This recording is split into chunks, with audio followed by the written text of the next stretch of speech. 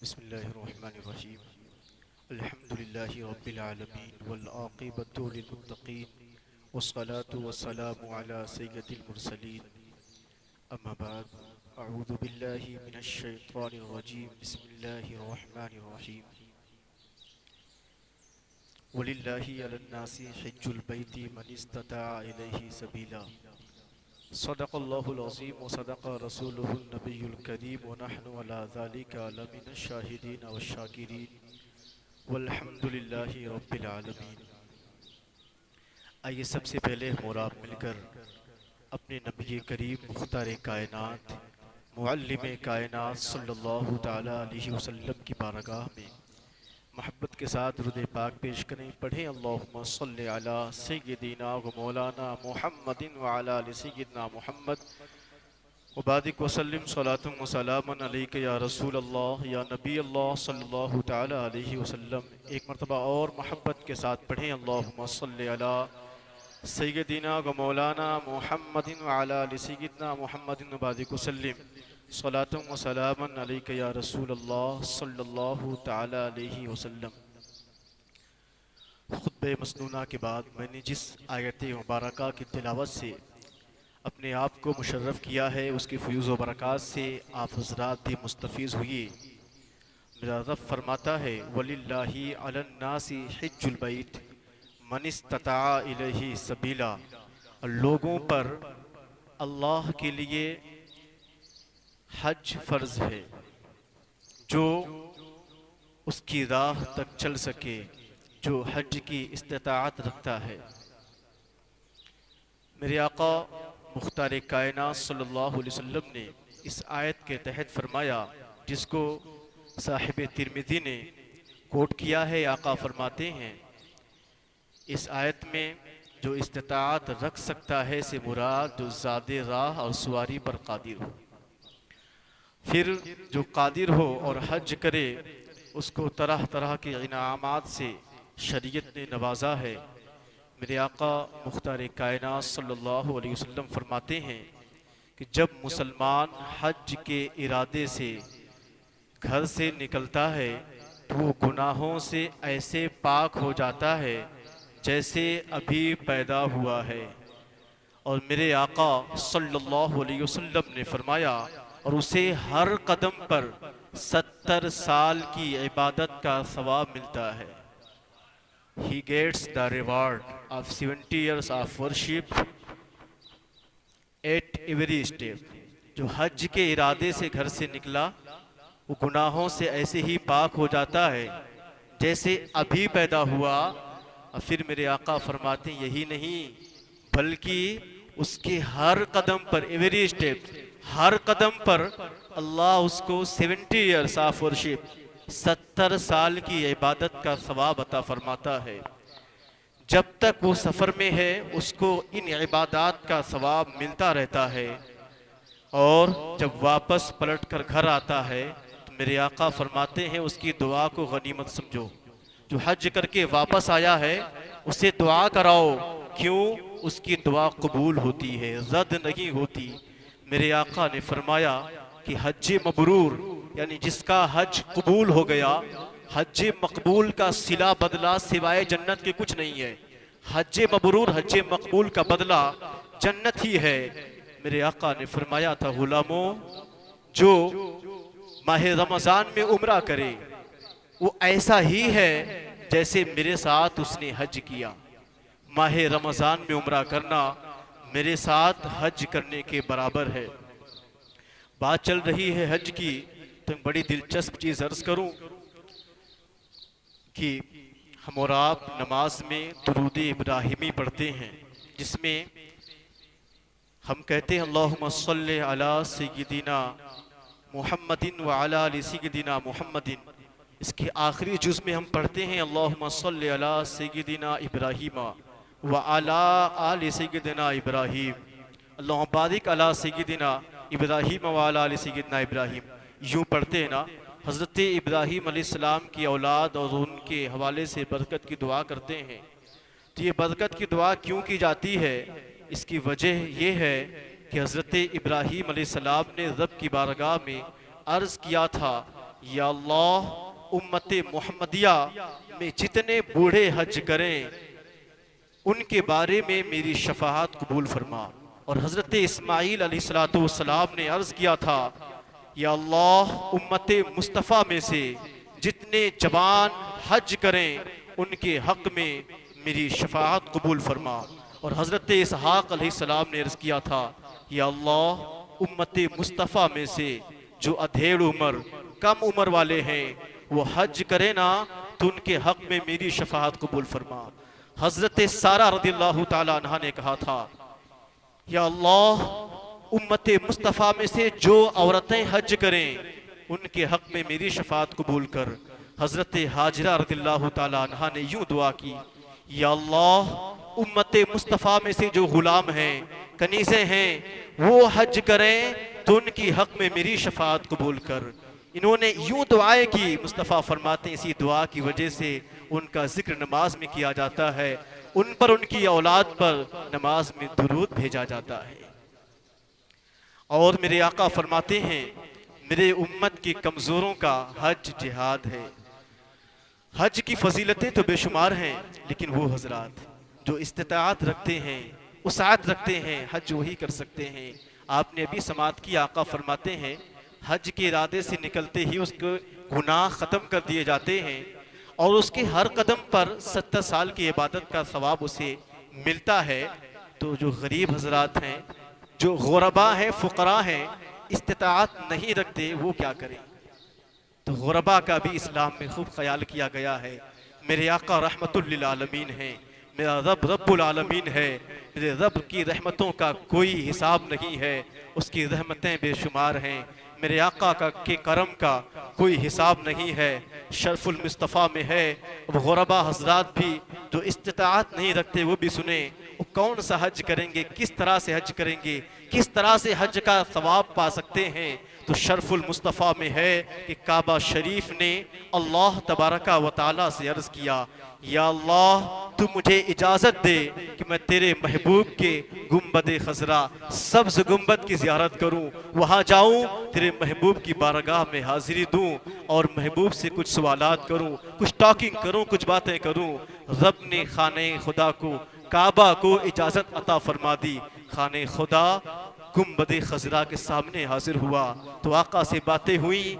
उनमें जो अहम बात थी, खाने खुदा मुस्तफ़ा से अर्ज़ करने लगा, या रसूल अल्लाह, ऐ नबी करीम सल्लल्लाहु ताला अलैहि वसल्लम, आप 3 शख्सों के बारे में फिक्र ना करें, 3 इंसानों की फिक्र ना करें। वो 3 इंसान कौन है, क्यों फिक्र ना करें? तो काबा ने कहा था, या रसूल अल्लाह, ये 3 वो इंसान हैं जिनकी मग़फ़िरत के हवाले से मैं रब की बारगाह में सिफारिश करूंगी, मैं रब की बारगाह में दुआ करूंगा। अल्लाह अकबर, 3 खुश नसीब कौन है? तो काबा कहने लगा, या रसूल अल्लाह, पहला वो जिसने मेरे घर का तवाफ किया, जिसने मेरा तवाफ किया, उसके बारे में आप फिक्र ना करें, मैं उसकी शफाअत करूंगा। और दूसरा वो जिसने मेरे तवाफ के इरादे से घर से कदम बाहर निकाला, घर से बाहर निकला लेकिन मुझ तक पहुंच नहीं सका, मैं उसकी भी शफाअत करूंगा, उसके मग़फ़िरत के लिए भी रब से इल्तिजाएं करूंगा। तीसरा कौन शख्स है? खुश हो जाइए, मेरे आका से अर्ज़ करता खाने खुदा कि या रसूल अल्लाह सल्लल्लाहु अलैहि वसल्लम, तीसरा शख्स वो है जो मेरी ज़ियारत का, मुझे देखने का इरादा रखता है, जो मुझे देखने का, मेरी ज़ियारत का कसद रखता हो, इरादा रखता हो। अगरचे सारी जिंदगी उसके पास इतना पैसा ना आए, इतनी उसात ना हो कि मुझे देख ना सके, लेकिन देखने की ख्वाहिश रखता है ना, तो या रसूल अल्लाह, मैं उसकी भी शफाअत करूंगा, उसके लिए भी, उसके मग़फ़िरत के लिए भी रब से दुआएं करूंगा। तो खाने खुदा की ज़ियारत करने का अज़्म कर लीजिए, इरादा कर लीजिए, तो आपकी मग़फ़िरत के लिए खाने खुदा रब से साई होगा, रब की बारगाह में इल्तिजाएं करेगा, दुआएं करेगा। और सुने गुरबा हजरात किस तरह से हज करते हैं। मेरे आका, मेरे नबी करीम सल्लल्लाहु ताला अलैहि वसल्लम ने फरमाया था, ऐ मेरे गुलामों सुनो, जो इंसान, जो मेरा गुलाम, जिसने सुबह और शाम 100 मरतबा, 100 टाइम्स, 100 मरतबा जो मेरा गुलाम विल से कहेगा, क्या कहेगा? सुबहान अल्लाह, बोली सुबहान अल्लाह। मेरे आका फरमाते हैं जो मेरा गुलाम 100 टाइम 100 मरतबा सुबह और 100 मरतबा शाम में कहेगा, क्या कहना है? सुबहान अल्लाह। हुजूर फरमाते हैं उसका सवाब भी हज के बराबर है, उसको भी हज का सवाब मिलेगा। अल्लाहु अकबर। और सुबहान अल्लाह व बिहम्दिही के हवाले से मेरे आका ने फरमाया था जो एक मरतबा सुबहान अल्लाह व बिहम्दिही कहता है, रब उसके लिए जन्नत में खजूर का एक दरख्त लगा देता है। तो आप सुबहान अल्लाह व बिहम्दिही कहते रहें, और जितनी मरतबा आप कहते रहेंगे हिसाब खुद करें, रब ने आपके लिए जन्नत में खजूर के कितने दरख्त लगा दिए हैं। और सुने गुरबा हजरात किस तरह से हज करते हैं, कर सकते हैं, कौन कौन सा हज कर सकते हैं और किस तरह से हज का सवाब हासिल कर सकते हैं। तो मेरे आका की बारगाह में गुलाम हाजिर हुआ, अर्ज करने लगा, या रसूल अल्लाह मैं हज का इरादा रखता हूँ, मैं हज करना चाहता हूँ, लेकिन कुदरत नहीं है, इतना पैसा नहीं, इतनी उस्ताद नहीं, इतनी इस्तिताअत नहीं कि मैं हज कर सकूं। आका मेरे लिए क्या आपका हुक्म है, इरशाद फरमाएं। तो मेरे करीम आका ने फरमाया था, मेरे गुलाम बता तेरे वालिदैन में से कौन जिंदा है? क्या तेरी माँ जिंदा है, तेरा बाप जिंदा है? उस गुलाम ने अर्ज किया, या रसूल अल्लाह, काला उम्मी, मेरे आका मेरी माँ जिंदा है। तो मेरे मुस्तफ़ा ने फरमाया था, जा अपने माँ की खिदमत करता रहा, अपने माँ की नौकरी करता रहा। मुस्तफ़ा फरमाते हैं तू माँ की खिदमत करेगा ना, फ़इन फ़अल्ता अंता हाजुन व मुअतमिरुन व मुजाहिदुन, तू माँ की खिदमत करेगा तो हाजी भी कहलाएगा, उम्रा करने वाला भी कहलाएगा, और अल्लाह की राह में जिहाद करने वाला भी कहलाएगा, मुजाहिद भी कहलाएगा। करीम आका के प्यारे दीवानों, आप ये हज कर सकते हैं, अपने घरों में जाएं, अपने माओ की खिदमत करें, अपने बाप की खिदमत करें। अल्लाह बाप की खिदमत करने से, माँ की खिदमत करने के सिले में आपको मकबूल हज का सवाब अता फरमाएगा। एक मरतबा मेरे आका ने अर्ज किया ना गुरबा के लिए, गुरबा का हज क्या है?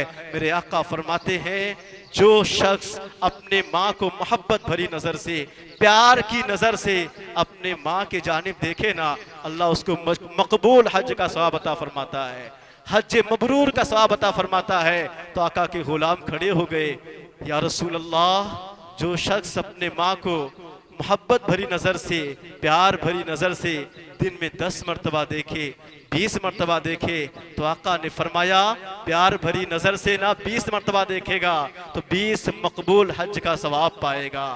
गुलाम खड़े हुए, या रसूल अल्लाह, उसका कोई काम ही ना हो, सिर्फ माँ की खिदमत हो, माँ की नौकरी यही काम हो, दूसरा कोई काम नहीं। आका जो सिर्फ अपने माँ को मोहब्बत भरी नजरों से देखता रहे, 100 मरतबा देखे, उसके बारे में आपका क्या कहना है? तो मेरे आका ने इरशाद फरमाया, मेरे गुलाम 100 मरतबा तू अपने माँ को मोहब्बत भरी नजर से देखेगा तो अल्लाह 100 मकबूल हज का सवाब अता फरमाएगा। मेरे रब के रहमत की कोई इंतहा नहीं है, मेरे रब की रहमतें, मेरे रब की नेमतें बेशुमार हैं, लातादाद हैं। और सुने ऐ करीम आका के दीवानों, आप किस तरह से हज का सवाब हासिल कर सकते हैं। मेरे आका ने फरमाया था ना, जो दीन के इल्म को हासिल करने के लिए चलता है, अल्लाह उसको भी मकबूल हज का सवाब अता फरमाता है। तो ये तलबा तो बड़े खुशनसीब हैं जिन्होंने अपने माँ बाप को छोड़कर दीन खुदा और दीन इस्लाम को हासिल करने के लिए अपने आप को वक्फ कर दिया है। सुबह शाम हमा वक्त काल अल्लाह काल रसूल की सदाएं बुलंद करते हैं, खुदा के दीन के हुसूल के लिए सही और जुहद मुसलसल सही पहम करते रहते हैं। उनकी अजमत का क्या कहना। लेकिन ऐ आका के गुलामों, आप भी हज का सवाब हासिल कर सकते हो तालीम हासिल करने के इरादे से। वो कैसे, किस तरह से? तो मेरे आका ने फरमाया था, जो मस्जिद में इस इरादे से आए कि मैं हुजूर का दीन सीखूंगा, ये मौका आपको भी मुयसर है कि जुमा के दिन बयान होता है, आपके आलिम साहब जिनको नियाबत मुस्तफ़ा सल्लल्लाहु अलैहि वसल्लम का मनसब मिला है, इससे बड़ा कोई मनसब नहीं है। वो आलिम जुमा के दिन आपको हुजूर की हदीसें सिखा रहा होता है, कुरान की आयात सिखा रहा होता है, दीन सिखा रहा होता है। तो मेरे आका फरमाते हैं, जो दीन सीखने के लिए, इस्लाम सीखने के लिए मस्जिद आता है ना, उसको भी अल्लाह हज मकबूल का सवाब अता फरमाता है। और जो दीन सिखाने के लिए, तो सीखने वालों की बात हो गई, मेरे आका फरमाते हैं जो दीन सिखाने के लिए मस्जिद आता है ना, अल्लाह उसको भी मुकम्मल हज का सवाब अता फरमाता है। तो गुलामों, ऐसे ही अपने आप से आप अहद कर लें, जुमा का दिन होगा, हम सबसे पहले हाजिर होंगे इस इरादे से, इस नीयत से कि हुजूर का दीन सीखेंगे। आप खाने खुदा में बैठे होंगे, आपके नामे आमाल में हज का सवाब भी लिखा जाता होगा। और सुने, मेरे आका ने फरमाया था किस तरह से गुलाम, गरीब और फकीर हजरात हज का सवाब हासिल कर सकते हैं। तो मेरे आका ने फरमाया, मन मशा इला सलाती मकतूबा फिल जमाते फहिया का हज्जतिन वमन मशा इला सलाती दुहा वमन मशा इला सलातिन ततव्वुइन। मेरे आका फरमाते हैं जो फर्ज नमाज बाजमात अदा करने के लिए घर से निकला, वो भी ऐसे ही है जैसे हज करने वाला। जो फर्ज नमाज को बाजमात, जमात के साथ अदा करे, आका फरमाते हैं उसको भी अल्लाह हज का सवाब अता फरमाता। फैया का हज्जतीन, वो ऐसा ही है जैसे हज करने वाला। और मेरे आका फरमाते हैं ना, वन मशा इला सलातिन ततव्वुइन, जो अपने घर से नफल पढ़ने के इरादे से निकला। अब यहाँ मुहद्दिसीन ने फरमाया नफल से कौन सी नफल मुराद है, तो मुहद्दिसीन फरमाते हैं सलात दुहा। फरमाते हैं कि जो नफल अदा करने के लिए अपने घर से निकला, वो ऐसा है जैसे उम्रा करने वाला, यानी नफल अदा करने वाले को अल्लाह उम्रा का सवाब अता फरमाता है। तो आका के गुलामों, ये सारे हज आप अदा कर सकते हैं। और सुने, मेरे आका फरमाते हैं मन सल्ला अल गदाता फी जमाअतिन सुम्मा क़अदा यज़कुरुल्लाह हत्ता तत्लु अश-शम्सु सुम्मा क़अदा यज़कुरुल्लाह हत्ता तत्लु अश-शम्सु सुम्मा सल्ला रकातैन कानत लहू काजिरिन हज्जतिन व उमरतिन। और मेरे आका ने 3 मरतबा फरमाया ताम्मा ताम्मा ताम्मा। मेरे आका फरमाते हैं जिसने नमाज फज्र में हाजिरी दी और फज्र की नमाज को जमात के साथ पढ़ा और नमाज पढ़ने के बाद मस्जिद में बैठकर अल्लाह का जिक्र करता रहा, अल्लाह के जिक्र में मशगूल रहा, हत्ता तत्लु अश-शम्स, यहाँ तक कि सूरज तुलू हो गया, यहाँ तक कि सूरज चमक उठा, और उसके बाद उसने 2 रकात नफल अदा की। तो आका फरमाते हैं उसको अल्लाह हज का भी सवाब अता फरमाता है और उमरा का भी सवाब अता फरमाता है। तो करीम आका के दीवानों, ये भी आप कर सकते हैं। और आका ने जब ये फरमाया था ना, 2 रकात नफल अदा किया, तो उसको अल्लाह हज का भी सवाब अता फरमाता है और उमरा का भी सवाब अता फरमाता है। ये फरमाने के बाद मेरे आका इरशाद फरमा रहे थे ताम्मा ताम्मा ताम्मा, मुकम्मल हज मुकम्मल हज मुकम्मल हज मुकम्मल हज मुकम्मल उमरा का सवाब अता फरमाता है। तो करीम आका के दीवानों, ये भी आप कर सकते हैं। बड़ा सिंपल है, अपने माँ के जानिब मोहब्बत भरी नज़र से देखना, कि मोहब्बत भरी नज़र से देखने से अल्लाह मकबूल हज का सवाब अता फरमाया करता है। और हुज्जाज किराम की फजीलत कितनी ज़्यादा है, तो सुने, हज़रत इब्न उमर रज़ियल्लाहु ताला अन्हु फरमाते हैं, मेरे आका मेरे नबी करीम सल्लल्लाहु ताला अलैहि वसल्लम मस्जिद मिना में तशरीफ फरमा थे कि एक अंसारी और एक सक़फ़ी दोनों हुजूर की बारगाह में हाजिर हो गए। हाजिर होने के बाद दोनों गुलामों ने अर्ज किया, या रसूल अल्लाह, हम आपसे कुछ पूछना चाहते हैं। तो मेरे आका ने पलट कर ये जवाब दिया, जो तुम्हारा सवाल है, जो तुम क्वेश्चन करने के लिए आए हो, तो तुम्हारा क्वेश्चन है, तुम बताओगे कि मैं बताऊं? तुम्हारा जो क्वेश्चन है, तुम जो पूछने आए हो, जिस चीज के बाबत तुम्हारे जहन में सवाल है, तुम बताओगे कि मैं बताऊं? गुलामों ने अर्ज किया, या रसूल अल्लाह, आप ही बता दीजिए हमारे सवाल क्या हैं। मेरे आका गैबदा हैं, जहन में क्या चल रहा है, दिल में क्या है, मेरे आका जानते हैं। मेरे मुस्तफ़ा की नजरों से कोई चीज छिपी नहीं है। सबसे ज्यादा छिपी हुई चीज रब की जात है, सबसे बड़ा गैब रब की जात है। मेरे मुस्तफ़ा की नजरों से रब भी नहीं छिपा।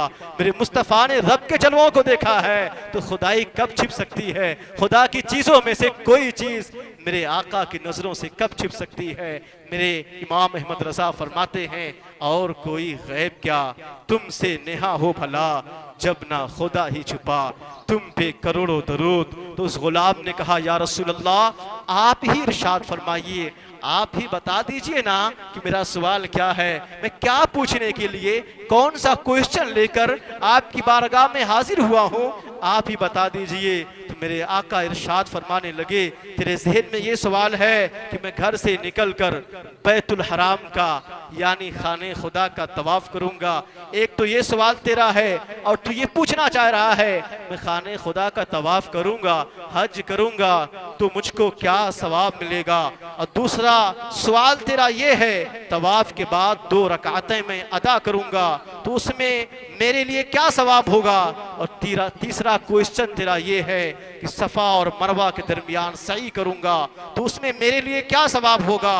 और चौथा सवाल तेरा ये है कि अरफा के शाम के वकूफ को तेरे लिए क्या सवाब है, यानी अरफा के शाम में तू वकूफ करेगा तो उसमें तेरे लिए क्या सवाब है, और जमरों की रमी और उसमें तेरे लिए क्या सवाब है, तू कुर्बानी करेगा उसमें तेरे लिए क्या सवाब है, और सबसे फारिग होने के बाद तू तवाफ़ ज़ियारत करेगा, पूछना ये चाहता है तवाफ़ ज़ियारत करूंगा उसमें मेरे लिए क्या सवाब है। ये तेरे क्वेश्चन है। जब आका उसके क्वेश्चन को इरशाद फरमा चुके ना तो उस गुलाम ने अर्ज किया खुदा की कसम, उस जात की कसम जिसके कब्ज़े कुदरत में मेरी जान है या रसूल अल्लाह, उस खुदा की कसम जिसने आपको हक के साथ भेजा है, यही मेरे सवाल थे, यही मेरे क्वेश्चन थे, यही पूछने के लिए मैं आपकी बारगाह में हाजिर हुआ था।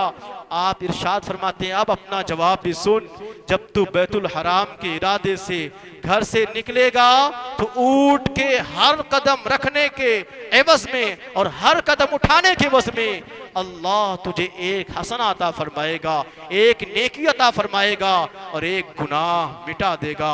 और ऐ मेरे गुलाम आगे सुन, तवाफ के बाद जब तू 2 रकातें अदा करेगा तो तू ऐसा होगा जैसे औलादे इस्माइल से तूने किसी को गुलाम पाया और उसको आज़ाद कर दिया, तो गुलाम आज़ाद करने का सवाब तुझको हासिल होगा। और सफ़ा और मरवा के दरमियान जब तू सही करेगा तो 70 गुलाम आज़ाद करने के बराबर अल्लाह तुझको सवाब अता फरमाएगा।